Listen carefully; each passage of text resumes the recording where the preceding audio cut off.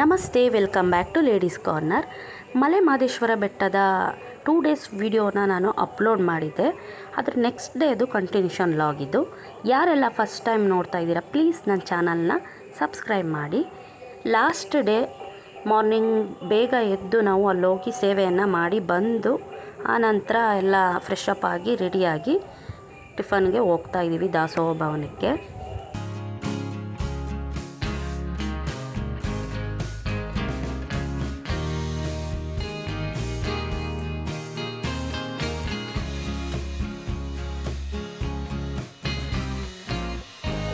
ನಮಗೆ 3 ಡೇಸು ಟಿಫನ್ಗೆ ಬರೀ ರೈಸ್ ಪಾತೆ ಸಿಗ್ತಾಯಿತ್ತು. ಯಾಕಂದರೆ ನಾವು ಸೇವೆ ಮಾಡಿ ಫ್ರೆಶ್ ಅಪ್ ಆಗಿ ಹೋಗೋ ಅಷ್ಟರಲ್ಲಿ ಲೇಟ್ ಆಗಿಬಿಡ್ತಾಯಿತ್ತು. ಅವರು 2-3 ಥರ ಟಿಫನನ್ನು ಮಾಡ್ತಾಯಿರ್ತಾರೆ. ಮಾರ್ನಿಂಗ್ ಒಂದು 7ಇಂದನೇ ಸ್ಟಾರ್ಟ್ ಮಾಡ್ತಾರೆ. ಅವಾಗ ಹೋದರೆ ಬಿಸಿಬೇಳೆಭಾತು, ಮೊಸರನ್ನ, ಉಪ್ಪಿಟ್ಟು ಈ ರೀತಿ ಕೊಡ್ತಾರೆ. ನಾವು ಹೋದಾಗೆಲ್ಲ ಲೇಟ್ ಆಗಿಬಿಡ್ತಾಯಿತ್ತು. ಹಾಗಾಗಿ ಬರೀ ರೈಸ್ ಪಾತೆ 3 ಡೇಸ್ ತಿಂದು ನಮಗಂತೂ ಬೋರ್ ಆಗಿಬಿಟ್ಟಿತ್ತು. ಆದರೆ ದೇವಸ್ಥಾನದ ಪ್ರಸಾದದ ಟೇಸ್ಟ್ ಮಾತ್ರ ತುಂಬಾ ಚೆನ್ನಾಗಿರುತ್ತೆ.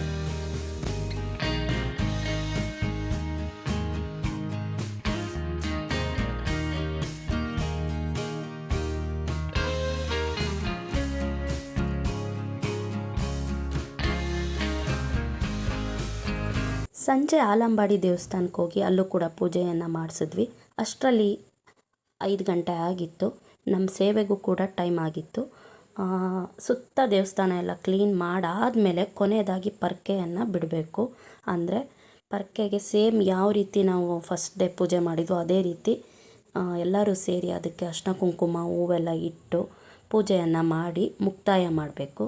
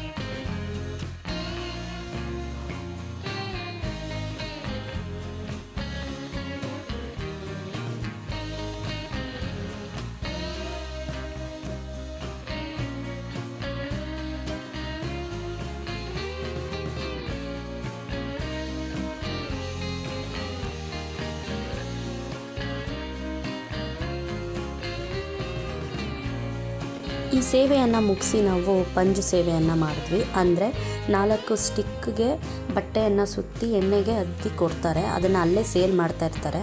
ಅದನ್ನು ತಗೊಂಡು ನಾವು ಬೆಂಕಿಯಲ್ಲಿ ಹಚ್ಚಿ ಅದರಿಂದ ಪಂಜಿಂದ ದೇವರಿಗೆ ಬೆಳಗೋದು ನೋಡಿ ಈ ರೀತಿ. ಅಷ್ಟರಲ್ಲಿ ನನ್ನ ಮಗಳು, ಅಪ್ಪ, ಅಮ್ಮ, ಅಣ್ಣ, ಅಕ್ಕ, ಅಣ್ಣನ ಹೆಂಡ್ತಿ, ಮಗು ಎಲ್ಲ ಬಂದರು. ನಮ್ಮಮ್ಮ ಅಂದ್ಕೊಂಡಿದ್ರು ಚಿನ್ನದ ತೇರು ಇಳಿಸ್ಬೇಕು ಅಂತ. ಹಾಗಾಗಿ ಲಾಸ್ಟ್ ಡೇ ಬಂದರು. ಒಂದು 5 o'clock ಆಗಿತ್ತು. ಅಷ್ಟರಲ್ಲಿ ಟಿಕೆಟ್ ಕೂಡ ಕೊಡ್ತಾಯಿದ್ರು. ಅದಕ್ಕೆ ಟಿಕೆಟ್ ತೊಗೋಬೇಕು ಚಿನ್ನದ ತೇರು ಇಳಿಸೋದಕ್ಕೆ. ಟಿಕೆಟ್ ತೊಗೊಂಡ್ರೆ ಈ ರೀತಿ ಕಳಸವನ್ನು ಕೊಡ್ತಾರೆ. ಆ ಕಳಸನ ಇಟ್ಕೊಂಡು ನಾವು ತೇರು ಎಳಿಬೇಕಾದ್ರೆ ಅದ್ರ ಜೊತೇಲಿ ನಾವು ಕೂಡ ಹೋಗಬೇಕು.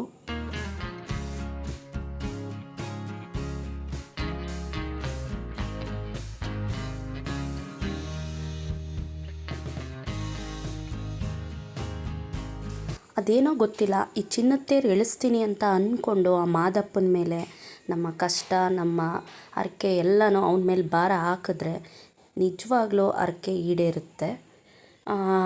7 ಗಂಟೆಗೆ ಚಿನ್ನದ ತೇರು ಎಳೆಯೋದು. ಅಲ್ಲಿ ತನಕ ಎಲ್ಲ ಅಲ್ಲೇ ಕೂತಿದ್ರು. ತುಂಬ ಜನ ಅವತ್ತು ಸಂಡೇ ಆದ್ದರಿಂದ ರಜೆ ಇತ್ತಲ್ಲ, ತುಂಬ ಜನ ಸೇರಿದ್ರು. ಚಿನ್ನದ ತೇರು ಎಳಿಸ್ತಾಯಿದ್ರು, ತುಂಬ ರಶ್ ಇತ್ತು. ಎಲ್ಲರೂ ಅಲ್ಲೇ ದೇವಸ್ಥಾನದ ಮುಂದೆ ಕಳಸ ಇಟ್ಕೊಂಡು ಕೂತ್ಕೋತಾರೆ. 7 o'clockಗೆ ಚಿನ್ನದ ತೇರು ಎಳೆಯೋದು. ಹಾಗಾಗಿ ಇನ್ನೂ ತುಂಬ ಟೈಮ್ ಇತ್ತು.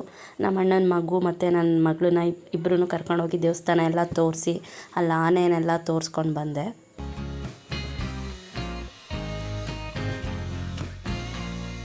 ಚಿನ್ನದ ತೇರನ್ನ ಎಳೆಯೋದನ್ನು ನೋಡೋದಕ್ಕೆ ಎಷ್ಟು ಜನ ಕಾಯ್ತಾ ಕೂತಿರ್ತಾರೆ ಅಂದರೆ ಅಷ್ಟು ಚೆನ್ನಾಗಿರುತ್ತೆ ಅದು ನೋಡೋದಕ್ಕೆ. ಆ ತೇರಲ್ಲಿ ಆ ಮಾದಪ್ಪನ ನೋಡೋದೇ ಒಂದು ಚೆಂದ. ಅದನ್ನೆಲ್ಲ ನೋಡಿ ಜನ ಕಣ್ಣು ತುಂಬ್ಕೋತಾರೆ. ತುಂಬ ಚೆನ್ನಾಗಿ ಕಾಣಿಸ್ತಾ ಇರುತ್ತೆ ಆ ತೇರು, ಆ ಮಾದಪ್ಪ, ಆ ದೇವಸ್ಥಾನ, ಆ ಜನ. ಅಪ್ಪ ತುಂಬ ಅದ್ಭುತ. ಆ ಟೈಮು ಒಂಥರ ಮೈ ರೋಮಾಂಚನ ಆಗುತ್ತೆ ಅದನ್ನು ನೋಡೋದಕ್ಕೆ, ಅಷ್ಟು ಜನ ಸೇರಿರ್ತಾರೆ.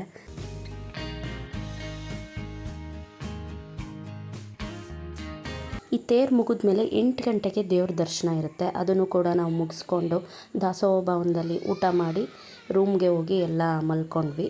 ಇಲ್ಲಿಗೆ ಈ ವಿಡಿಯೋನ ನಾನು ಎಂಡ್ ಮಾಡ್ತಾಯಿದ್ದೀನಿ. ಈ ವಿಡಿಯೋ ನಿಮಗೆ ಇಷ್ಟ ಆದರೆ ಪ್ಲೀಸ್ ಲೈಕ್ ಮಾಡಿ, ಸಬ್ಸ್ಕ್ರೈಬ್ ಮಾಡಿ. Thank you.